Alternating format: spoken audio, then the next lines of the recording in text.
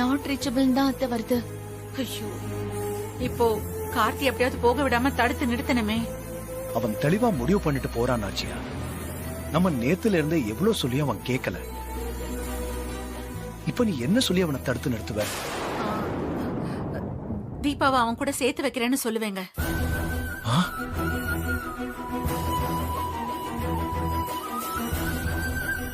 நாச்சியா? ஆமாங்க. தோ இப்ப கூட தீபாவை அழைச்சிட்டு வரதுக்காதான் நான் உங்க வீட்டுக்கு போயிருந்தேன். ஆனா அவங்க இல்ல. அதான் ஸ்கெட்ச் போட்டு தூக்க சொல்லிட்டேன்ல. அவ இல்லையா? எங்க போயிருக்காளா? கோவிலுக்கு போயிருக்கான்னு தான் சொன்னாங்க. ஆனா ரொம்ப நேரமா அவ வரவே இல்ல. போன் பண்ணாலும் அவ நம்பருக்கு போகவே இல்ல. நான் அவளை அழைச்சிட்டு வரதுக்காக காஞ்சிபுரம் வரேன்னு அவளுக்கு தெரிஞ்சுதாங்க அவ வீட்டை விட்டு கிளம்பி போயிருக்கா.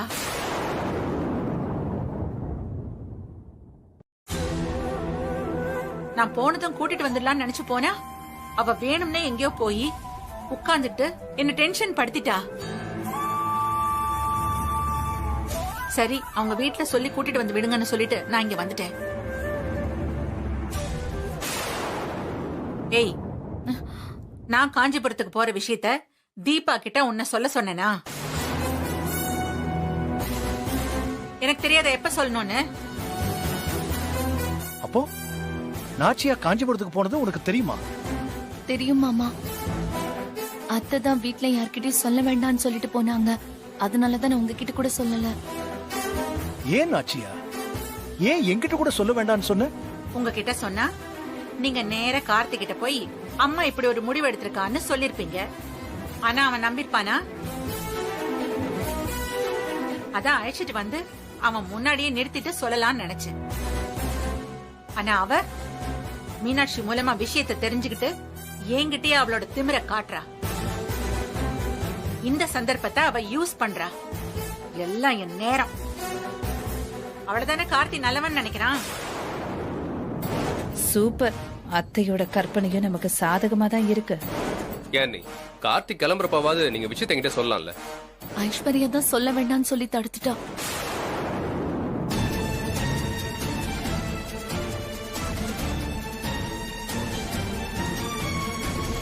ஐயோ, நான் ஒன்னும் தப்பா நினைச்செல்லாம் எதுவும் பண்ணலங்க. அத்தை தீபாவை சர்ப்ரைஸா கூட்டிட்டு வந்து கார்த்தி முன்னாடி நிறுத்துவாங்கன்னு நினைச்சேன்.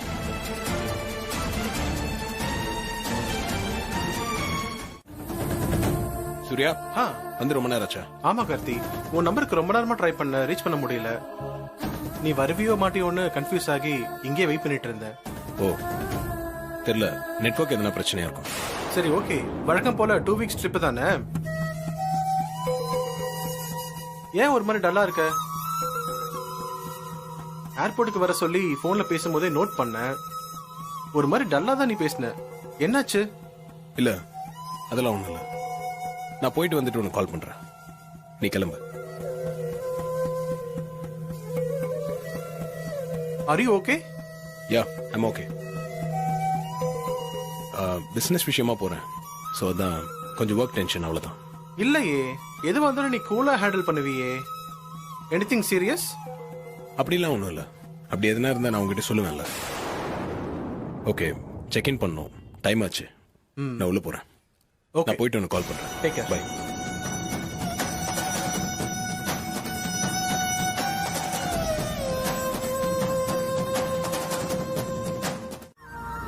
சரி நாச்சியா,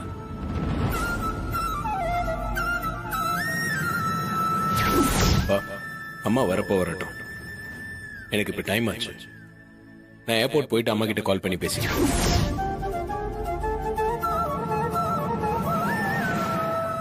போன்ல வேற சார்ஜ் இல்ல, சுவிட்ச் ஆஃப் ஆயிடுச்சு. இப்ப எப்படி கால் பண்ணி சொல்றது? எக்ஸ்கியூஸ் மீ சார், உங்க போன்ல இருந்து ஒரு கால் பண்ணிக்கலாமா? கொஞ்சம் எமர்ஜென்சி ப்ளீஸ் சார். சரி, ஓகே. Thank you sir. அண்ணா, உங்ககிட்ட போன் இருந்தா கொடுக்க முடியுமா? இதோ தரமா. இந்தாமா.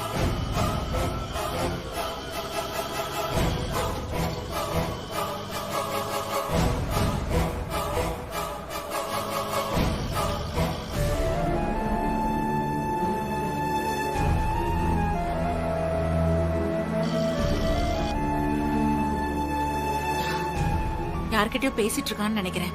எங்கேஜாவே இருக்கு. பேசி முடிச்சிட்டு திரும்ப கூப்பிடுவாங்கம்மா, நீங்க வெயிட் பண்ணுங்க. சரி நீங்க போங்க சீக்கிரம். என்னம்மா கால் போலையா? நம்பர் பிஸின்னு வருதுண்ணா. ட்ரை பண்ணுமா, ட்ரை பண்ணு.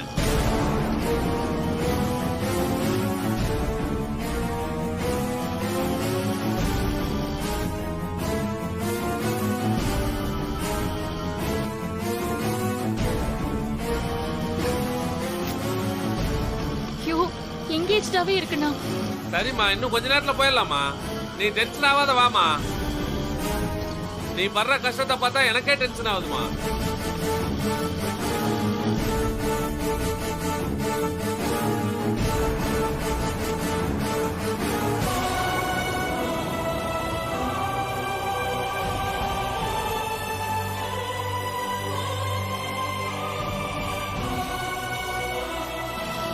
அண்ணா கொஞ்சம் ஃபாஸ்டா போங்கண்ணா.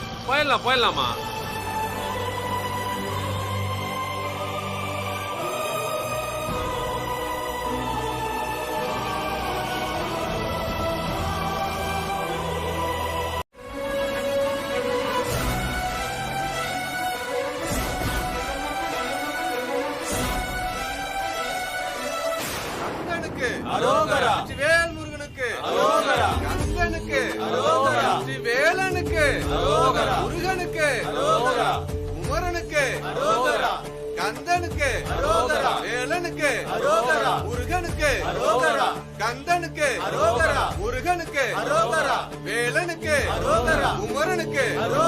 முருகா, என்ன கார்த்திக் சாரோட சேர்த்து வைக்கிற மாதிரி மீனாட்சி அக்கா மூலமா ஒரு நல்ல செய்தியை சொல்லிட்டு இப்போ இப்படி என்ன சோதிக்கிறிய முருகா? இது உனக்கே நியாயமா இருக்கா? கந்தனுக்கு, முருகனுக்கு, முருகனுக்கு, வேலனுக்கு, கந்தனுக்கு.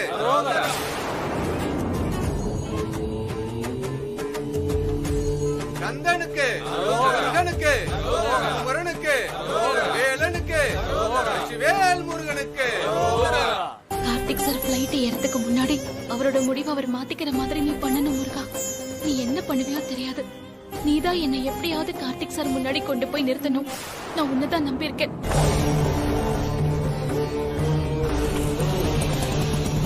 எங்கம்மா போனோம்? இங்க இருக்கிற ஏர்போர்ட் வரைக்கும் கொஞ்சம் சீக்கிரமா போகணும்னா. உட்காருங்கம்மா, 5 நிமிஷத்துல கொண்டு போய் இறக்கி விடுறேன். உட்காருமா. போலண்ணா.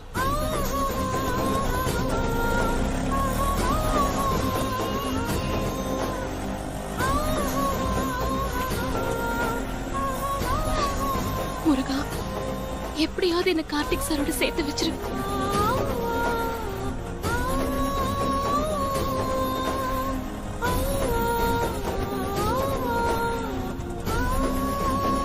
அண்ணா கொஞ்சம் வேகமா போங்கண்ணா.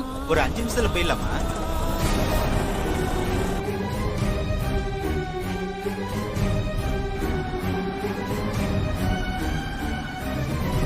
சார் இந்தாங்க சார்.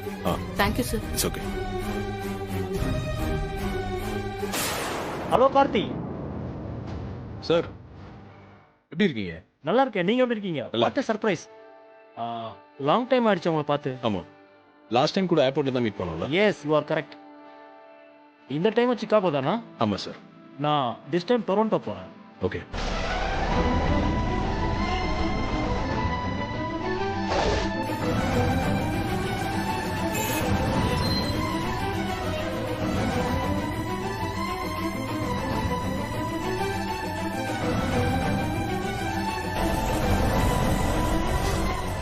முருகா, ப்ளீஸ் என்ன சீக்கிரமா கார்த்திக் சார் கிட்ட கொண்டு போய் சேர்த்துரு.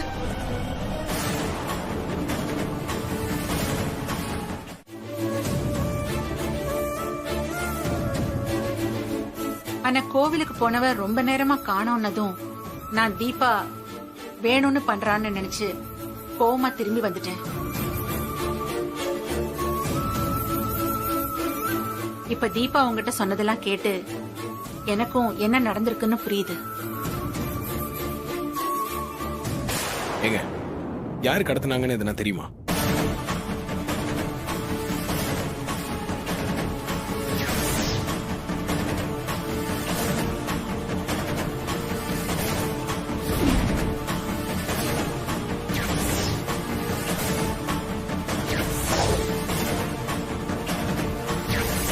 நிச்சயமா ஐஸ்வர்யா அக்கா தான் குணாவோட சேர்ந்து இதை பண்ணிருப்பாங்க.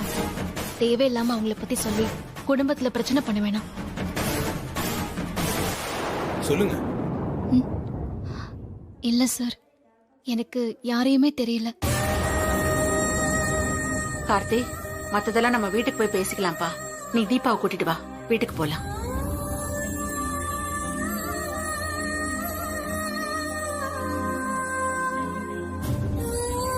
என்னப்பா யோசிக்கிற? தீபாவை நான் ஏத்துக்கல, அதுதானே உன்னோட இந்த முடிவுக்கு காரணம். தீபாவுக்கு சப்போர்ட் பண்ணி நீ என்கிட்ட ஏதாவது பேசினா அம்மா கஷ்டப்படுவேன்னு யோசிச்சு தானேப்பா நீ இப்படி ஒரு முடிவு எடுத்த.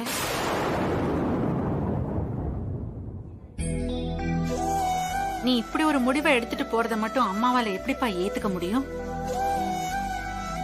அப்படிலாம் உன்னை கஷ்டப்படுத்திட்டு என்னோட ஆசை எதிர்பார்ப்பு தான் முக்கியம்னு நினைக்கிறவன் நான் இல்லப்பா.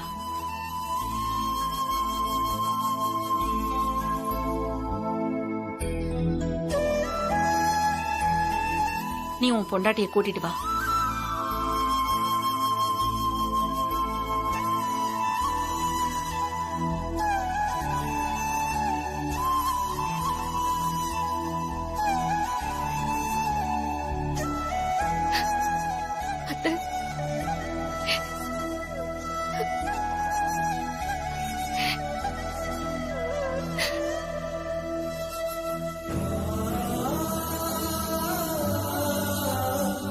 கார்த்தி, அம்மா சொல்றேன், இவளை நீ வீட்டுக்கு கூட்டிட்டு வா.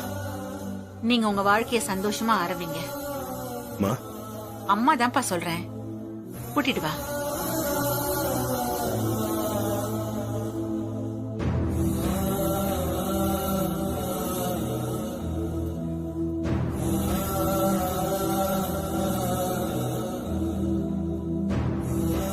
சரிங்கம்மா, வாங்க வாங்க.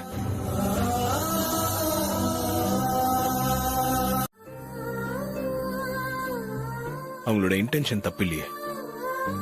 அவங்களோட பார்வையில நான் உண்மையான சந்தோஷத்தோட தீபாவை ஏத்துக்காம ஒரு கட்டாயத்துக்காக ஏத்துக்கிட்டேன்ற மாதிரி தோணிருக்கு. பையனோட சந்தோஷத்துக்கு என்ன பண்ணணும்னு நினைச்சு புரியாம இந்த மாதிரி பண்ணிட்டாங்க. இதுக்கு பின்னாடி அம்மா என் மேல வச்சிருக்க பாசம் தான்பா தெரியுது. ஆமா மாமா, அத்தை என்கிட்ட சொன்னப்போ எனக்கு கார்த்திக் சாரை விட்டு பிரிஞ்சு போறோமேனு கஷ்டம் இருந்தாலும் ஒரு அம்மாவா அத்தையோட ஆதங்கம் ரொம்ப சரிதான்னு எனக்கு பட்டுச்சு. அதனால்தான் நானும் அவ்வளவு உறுதியா விலகி போயிடணும்னு நினைச்சேன். என்னவோமா, நாச்சியா மனசளவுல எவ்வளவு நல்லவன்னு எனக்கு தெரியும். ஆனா சூழ்நிலை அவளை இப்படியெல்லாம் முடிவெடுக்க வச்சிருச்சு. ஆனா நாச்சியாவ நீ புரிஞ்சுக்கிட்டு இப்படி பேசுற பாரு, ரொம்ப சந்தோஷமா இருக்கு.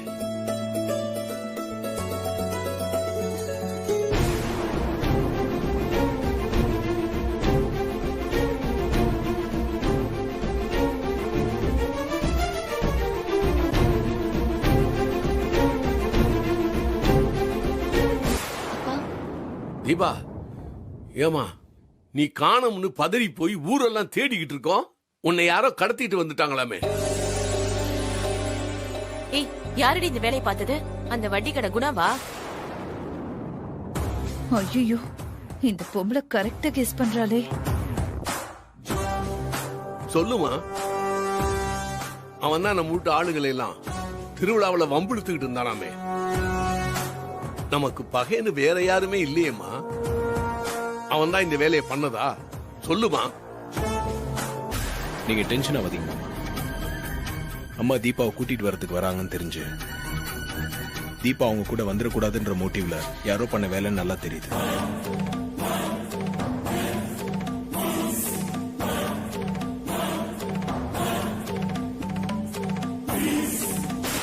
ஐயோ, நாம தான் இவ்ளோ ஈஸியா ஆளாளுக்கு கெஸ் பண்றாங்களே. நீங்க இப்ப அதை பத்தி எல்லாம் யோசிக்காதீங்க, அதெல்லாம் நான் பாத்துக்கிறேன். இந்த விஷயம்லாம் தெரிஞ்சா நீங்க பயப்படுவீங்கன்னு தெரிஞ்சுதான் தீபா சேஃபா வந்துட்டாங்கன்னு மட்டும் உங்ககிட்ட சொன்னேன்.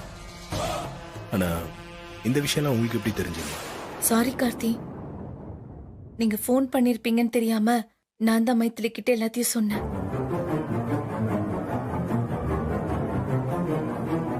ஆமா தம்பி, இதெல்லாம் மறைக்கிற விஷயமா? அது யாருன்னு கண்டுபிடிச்சு போலீஸ் கிட்ட சொல்லி முட்டைக்கு முட்டி தட்ட சொல்லணும் தம்பி. கையோட அந்த வேலையும் பாத்தீங்கன்னா ரொம்ப நல்லா இருக்கும். Karthik sir, coffee. தேங்க்யூ.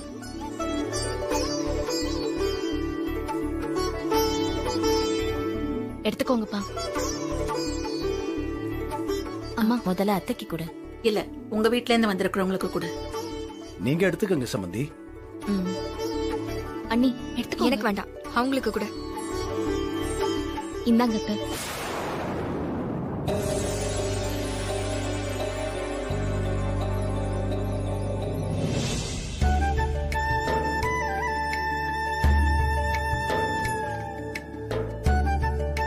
மாமா. தேங்க்ஸ்மா. எடுத்துக்கோங்க.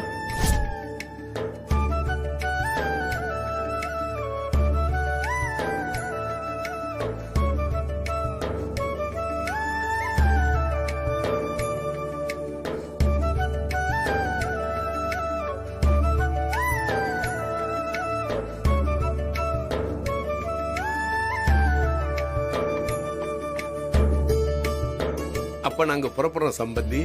அட என்னங்க, அதுக்குள்ள என்ன அவசரம்? இருந்து சாப்பிட்டு போலாமே. இருக்கட்டும் சம்பந்தி, என் பொண்ணு வாழ்க்கை இனி சந்தோஷமா இருக்குங்கிற நம்பிக்கையில மனசு நிறைஞ்சு போச்சு. இன்னைக்கு சாப்பிடணும்னு எங்களுக்கு தோணாது. இந்த சந்தோஷத்தோட நாங்க கிளம்பிடுறோம். மாமா ஒரு நிமிஷம். மா, கார்த்திக் தீபா கல்யாணம் முடிஞ்சு இவ்ளோ நாள் ஆச்சு.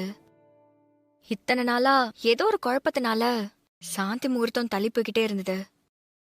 இன்னைக்கு கூட சாந்தி முகூர்த்தத்துக்கு ஏற்பாடு பண்ணிட்டீங்கன்னா நல்லா இருக்கும்.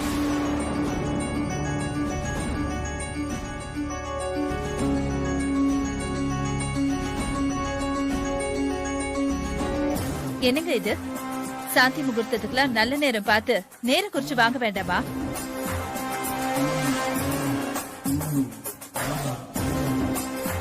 அத்தை, இன்னைக்கு நாள் ரொம்ப நல்லா இருக்கு. நான் ஆல்ரெடி கேலண்டரை பார்த்து டவுட்டுக்கு பஞ்சாங்க குறிப்பையும் பார்த்துட்டேன். நல்ல நாளா தான் அதுல போட்டிருக்க அத்தை. வளர்ப்பிறையாம இருக்கு. இன்னைக்கு ஏற்பாடு பண்ணிடலாம் அத்தை.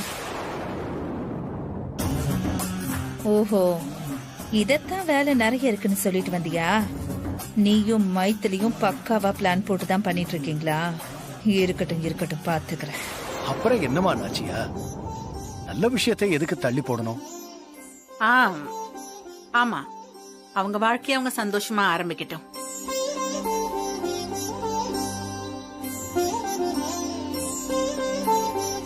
மீனாட்சி, மத்த ஏற்பாடெல்லாம் நீ பண்ணு.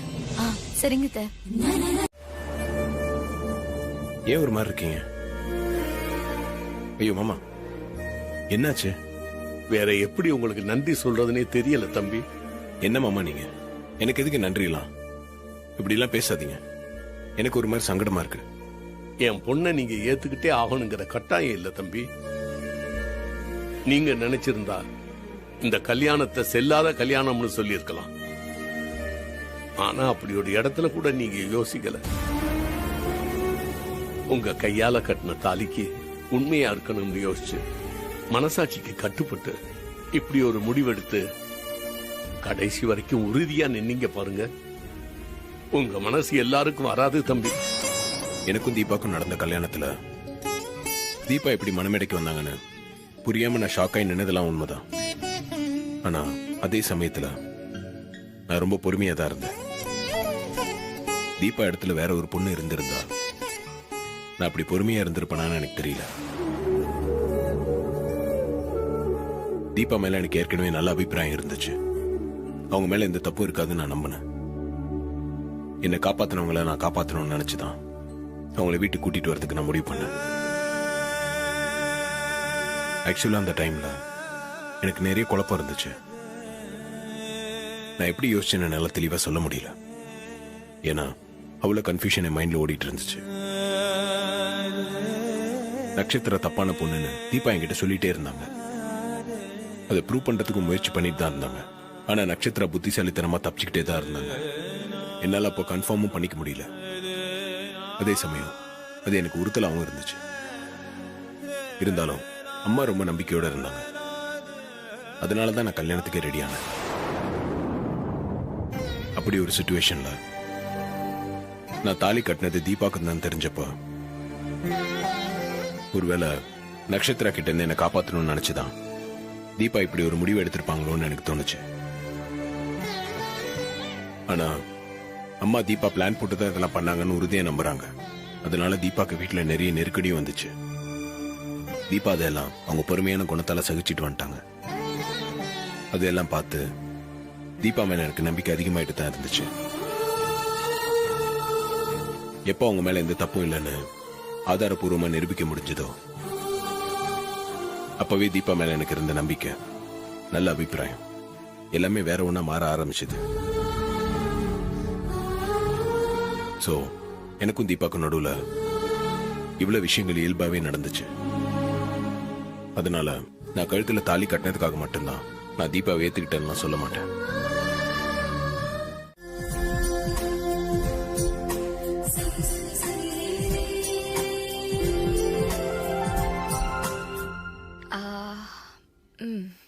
எல்லாம் பெர்ஃபெக்ட்டா இருக்கு. ஏங்க நம்ம இப்படி பார்த்து டெக்கரேட் பண்ணிட்டு இருக்கோம். எல்லாம் நல்லபடியா நடக்கும்ல? ஏங்க இப்படி டவுட்டாவே கேக்குறீங்க? இல்ல, ஸ்பெஷலா ஆர்டர் பண்ண சில மாதிரி ஒரு பொண்ணை கட்டி கொடுத்திருக்கோம்ல. அடேங்கப்பா, நினைப்புதான். இத்தனை நாள் உங்க குழந்தை தள்ளி வச்சே சும்மா ஓரக்கண்ல மட்டும் பாத்துக்கிட்டு இருந்தாரு. இந்த தடவையாவது உங்க குழந்தை பாஸ் பண்ணிடுவாரா? ஏங்க ரொம்ப தான் கிண்டல் பண்றீங்க. வெறும் ஹால் டிக்கெட் மட்டும் கொடுத்துட்டு எக்ஸாமே வைக்காம ரிசல்ட் கேட்டா எப்படிங்க? இந்த வாட்டியும் ஹால் டிக்கெட்டோட எக்ஸாம் எப்படியாவது கேன்சல் பண்ண வழி இருக்கான்னு தானே நானும் பாத்துட்டு இருக்கேன். இப்பதான் எல்லாமே கூடி வந்திருக்குல்ல, நிச்சயமா என் குழந்தை பாஸ் பண்ணிடுவாரு. அவரு மட்டும் பாஸ் ஆகாம இருக்கட்டும், அப்புறம் இருக்கு. ஹலோ ஹலோ, உங்க வீட்டு பொண்ணுகிட்டயும் நீங்க கொஞ்சம் சொல்லி வைங்க. ஒரு கை தட்டினா மட்டும் மோசம் வராது. எங்க பொண்ணுக்கு நாங்க எல்லாமே சொல்லி கொடுத்திருக்கோம். நீங்க தான் லேட்டு. ஓஹோ, சொல்லி வேற கொடுத்து அனுப்பிச்சிருக்கீங்களா? ஏங்க சொல்லி கொடுக்கறதுனா ஏதோ குழந்தையோட கைய புடிச்சு ஸ்லேட்ல பழகுற மாதிரியா சொல்லி கொடுப்பாங்க? அப்படி இப்படி மேலோட்டமா சொல்லி பயந்துக்காதன்னு சொல்ல வேண்டியதுதான். ஆமா ஆமா, தீபா அப்படி பயந்துரு போறா. ஐயோ, ரொம்ப இழிக்காதீங்கடி, வாய் சுளுக்கிக்க போது. அதுவும் கரெக்ட் தான். இப்படி பம்மி பயந்துட்டு இருக்கிறவங்க தான் 10வது மாசமே தொட்டில் கட்ட ஏற்பாடு பண்ணுவாங்களாம். இது தீபா கிட்ட நானே சொல்லிருக்கேன். கரெக்ட் தான். வா ஐஸ்வர்யா. என்னது, நான் உன்னை மருமகளா ஏத்துக்கிட்டேனா?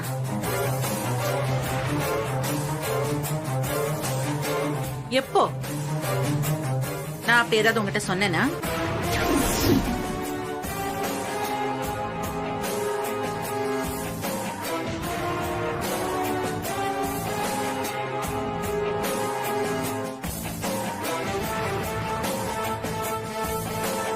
அத்தை, இந்த பார், என் பையன் ஊரை விட்டு போறேன்னு முடிவு எடுத்ததுனாலதான் உன்னை நான் இந்த வீட்டுக்குள்ள அழைச்சிட்டு வரணும்னு முடிவு எடுத்தேன்.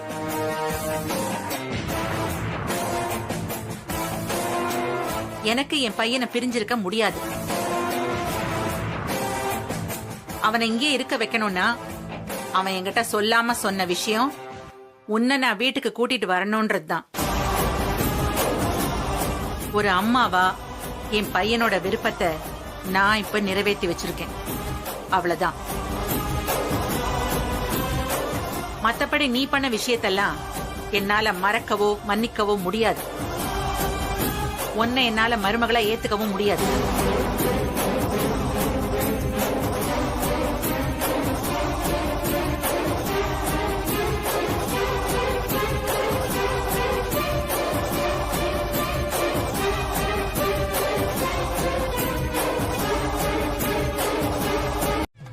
நான் ஜெயிச்சிட்டேன்லாம் நீங்க சொல்றீங்க.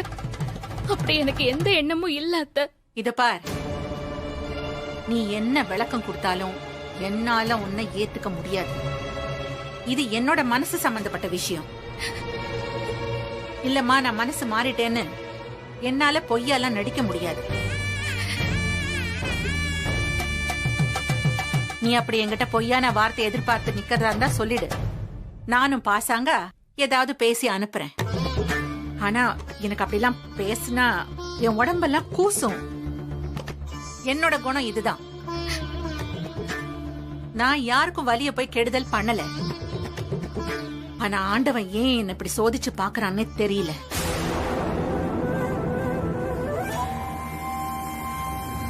என்ன ஏன் அத்தை இவ்ளோ வெறுக்கிறீங்க? நான் எப்படி இருந்தா உங்களுக்கு பிடிக்கும்னு சொல்லுங்க. என்ன நான் கொஞ்சம் கொஞ்சமா மாத்திக்கிறேன். இந்த பாரு, உன் மேல எனக்கு விருப்பமும் இல்ல, வெறுப்பும் இல்ல. நீ நான் யோசிச்சு பார்க்காத ஒரு பொண்ணு. என் பையனோட கல்யாணத்தை பத்தி நான் வச்சிருந்த கனவெல்லாம் மொத்தமா செதைச்சவ.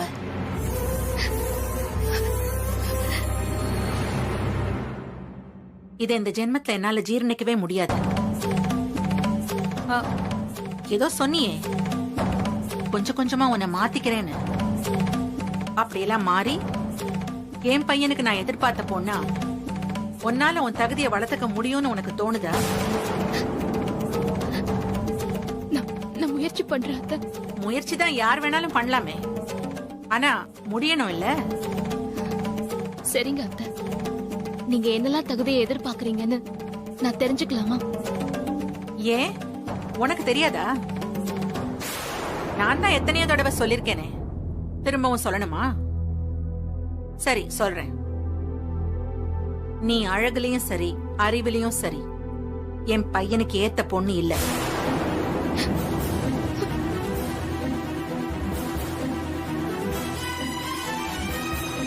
உன் குடும்பம் எங்க அந்தஸ்துக்கு ஏத்த குடும்பமும் இல்ல. நீ ஏழ்மையா இருக்கிறதெல்லாம் நான் தப்பு சொல்லல, அப்படி நினைக்கவும் மாட்டேன். ஆனா அந்த மாதிரி ஒரு குடும்பத்துல நான் சம்பந்தம் வச்சுக்கிற அளவுக்கு ரொம்ப நல்லவெல்லாம் இல்ல.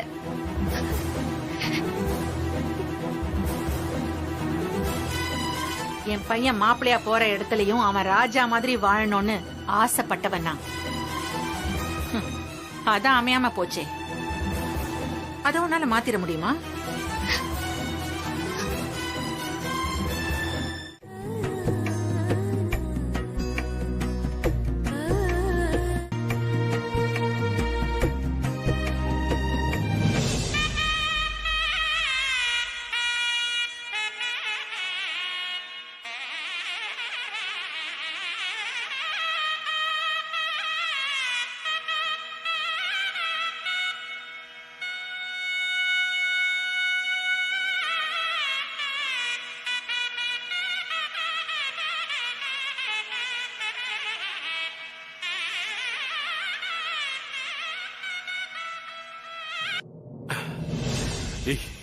எப்படி இருக்கு?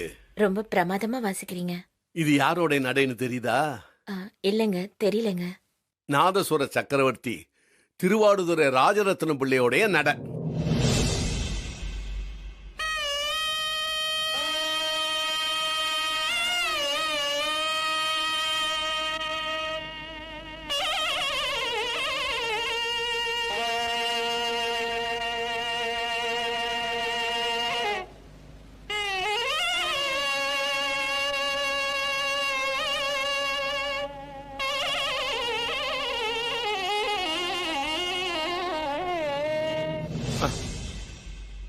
இது யாரோடைய நடைன்னு சொல்ல முடியுமா?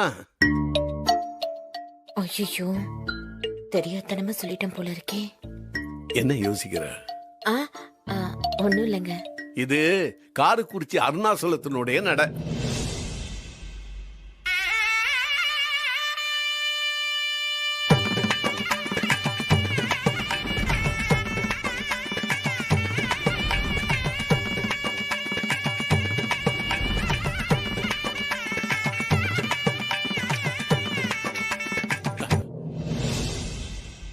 இது நாமகிரிப்பேட்டை கிருஷ்ணன்.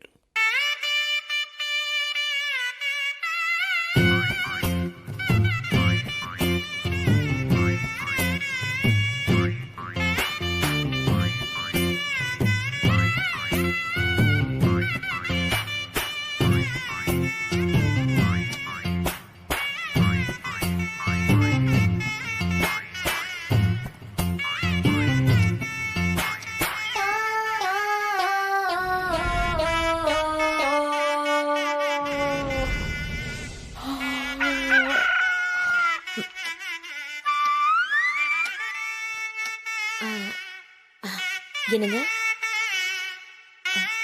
என்னங்க பொழுது விடிஞ்சிருச்சு. என்னது பொழுது விடிஞ்சிருச்சா?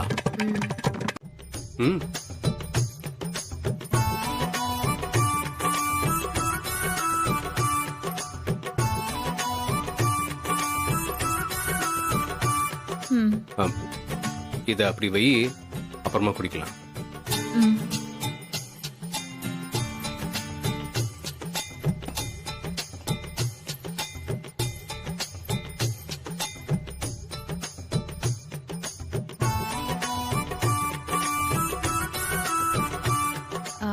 கால்ல விழணுமா?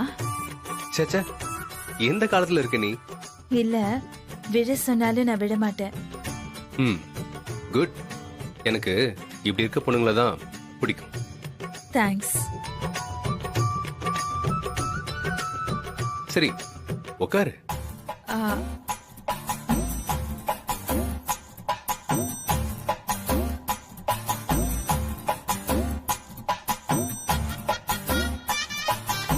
அப்படி பார்த்தா நான் வைக்கப்படணுமா? எனக்கு அதெல்லாம் வராது. ஏ ஐஸ், நீ என்ன பத்தி என்ன நினைச்சிட்டு இருக்க? நீ பாக்குறதுலயே நல்லா தெரியுது என்ன பத்தி உனக்கு ஒன்னும் தெரியலன்னு.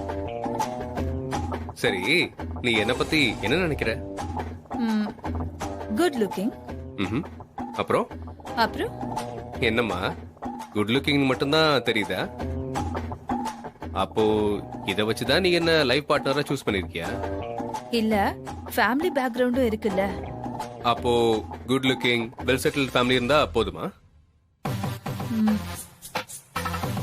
பால் ஆறிடும். பால் ஆறுனா பரவாயில்ல, எப்ப வேணா குடிச்சுக்கலாம். ஆனா மேரேஜ் லைஃப் அண்டர்ஸ்டாண்டிங் இல்லாம லீட் பண்ணவே முடியாது. முதல்ல மேரேஜ் லைஃப்னா என்னன்னு நீ சொல்லு. லூசா இவன். சரி, நானே சொல்றேன். இது வரைக்கும் எனக்கு ஒரு லைஃப் ஸ்டைல், உனக்கு ஒரு லைஃப் ஸ்டைல் இருந்திருக்கும். என்னோட 2 கண்ணுல ஒரு காட்சியும் உன்னோட 2 கண்ணுல வேற ஒரு காட்சியும் தெரிஞ்சிருக்கும். ஆனா இனிமே நம்ம 4 கண்ணும் ஒன்னா சேர்ந்து ஒரே காட்சியை தான் பார்க்கணும். அதுதான் மேரேஜ்ங்கிற கமிட்மெண்ட். அது எப்படி 4 கண்ணுல ஒரே காட்சி சாத்தியமாகுன்றதான பாக்குற? இப்படி பேசிட்டு இருந்தா என் 2 கண்ணும் எனக்கு போதும்னு கிளம்பிடுவேன்.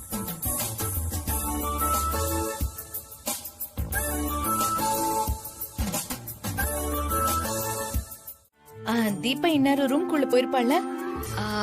ஆமாமா. சைவமா அசைவமான்னு தெரியல. அசைவமா தான் இருக்கும். ரொம்ப நாளாவே பிரிஞ்சிருக்காங்கல்ல. ஏய், என்ன பேசிக்கிறீங்க? சைவங்கிறீங்க, அசைவங்கிறீங்க.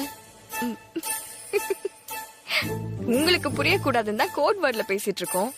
அது நீங்க புரிஞ்சுக்க வேண்டாமா? ஆமா, பெரிய கோட் வேர்டு. இத டீ கூட பண்ண முடியாது பாரு.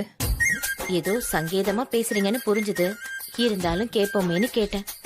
நீங்க கேட்டாலும் நாங்க சொல்ற மாதிரி இல்ல. என்னமோ போங்க. உங்களோட வந்து உட்கார்ந்து பாருங்க, என்ன சொல்லணும். எங்க மைத்திலி, எதுக்கு கோட் வேர்ட் எல்லாம்? இப்ப நான் லைவ் கமெண்ட்ரி கொடுக்க போறேன்.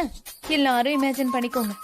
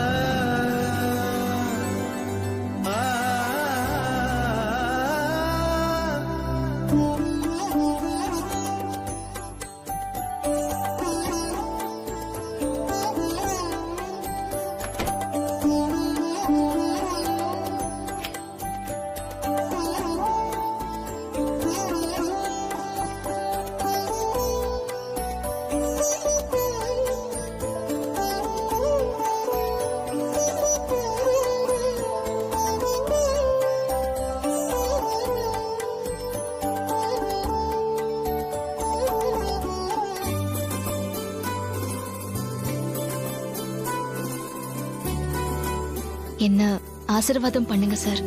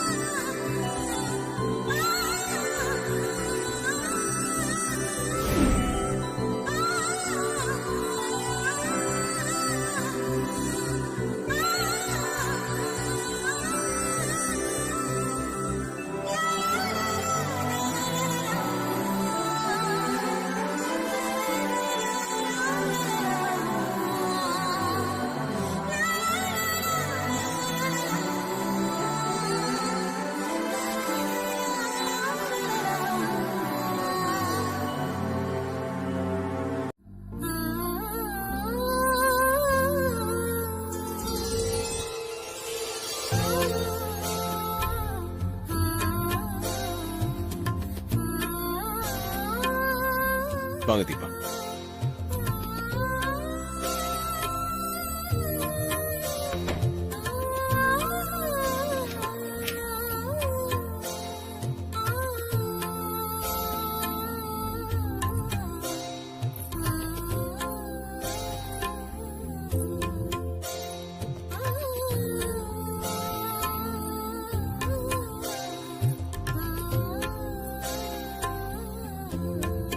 அதை வச்சுட்டு வந்து உட்காருங்க.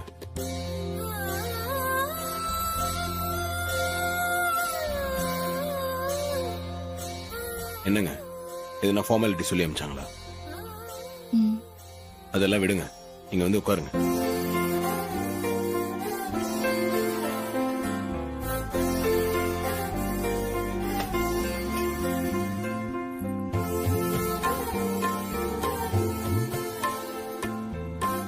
உட்காருங்க.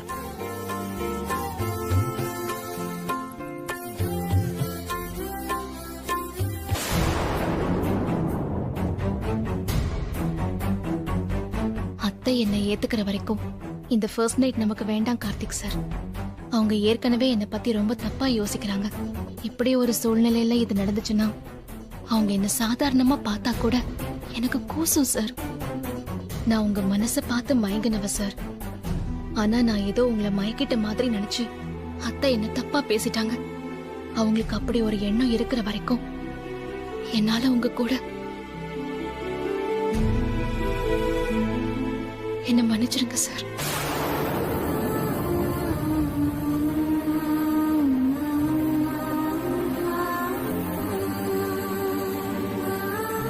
தீபா சார், என்ன யோசிச்சுட்டு இருக்கீங்க? ஒன்னும் இல்ல சார். என்ன சார் அப்படி பாக்குறீங்க? என்கிட்ட ஏதாவது கேட்கணுமா?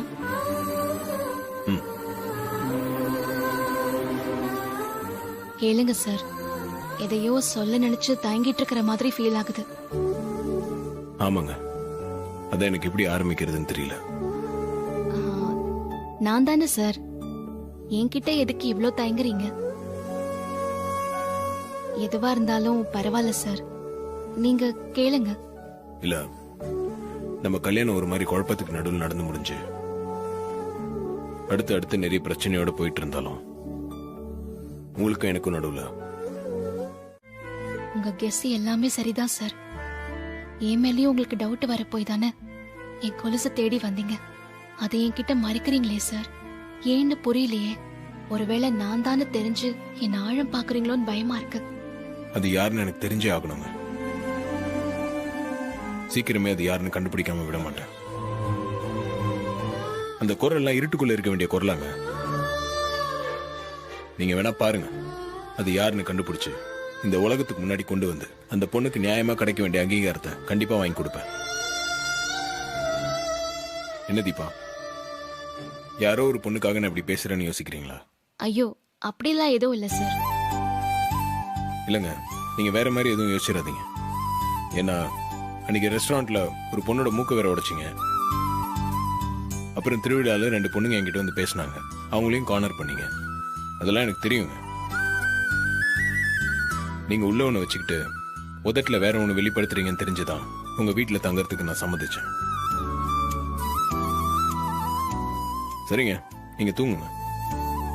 நான் அப்படியே பாட்டு கேட்டுக்கிட்டு தூங்கிடுவேன். நீங்களும் பாட்டு கேக்குறீங்களா?